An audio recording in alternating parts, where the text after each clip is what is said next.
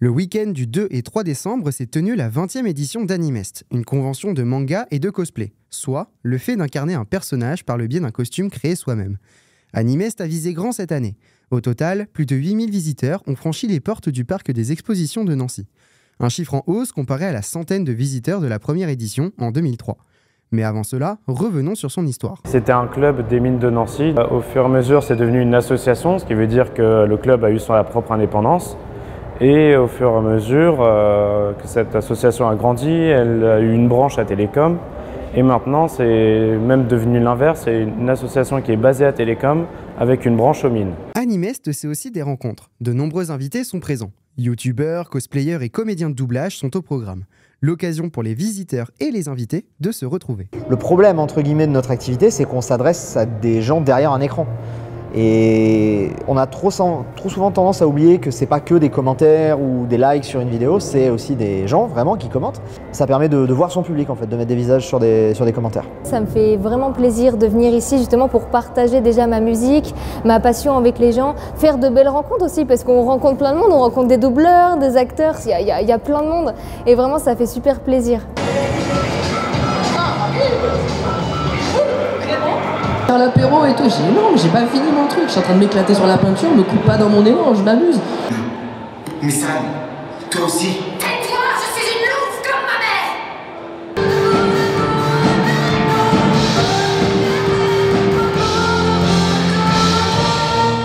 Pour cette nouvelle édition, Animest est passé du centre Prouvé de Nancy au parc des expositions, un lieu qui a fait débat.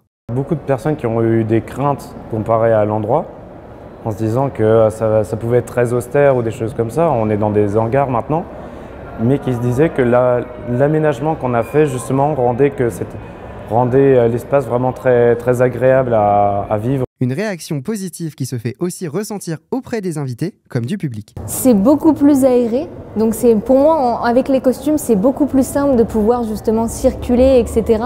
J'aime bien, c'est beaucoup plus grand que l'édition que j'avais faite il y a quelques années, qui était je crois au Palais des Congrès, là on est au parc des expositions. Donc c'est très cool, ça montre aussi que la convention grandit, qu'il y a de plus en plus de personnes, donc c'est bien, c'est très cool.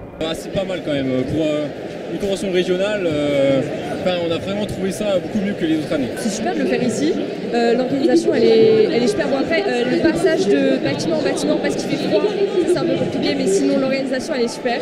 Je trouve que le faire justement au parc des expositions c'est peut-être un peu mieux, on a plus de place, plus de stands et les gens se marchent moins dessus, c'est un peu plus pratique pour tout le monde. En 20 ans, Animest a beaucoup évolué, mais l'essence même de la convention n'a pas changé. L'esprit de vouloir faire un événement convivial, où les gens qui sont intéressés peuvent vraiment le partager, partager leur passion, que ce soit pour le cosplay, que ce soit pour la pop culture, pour l'univers asiatique.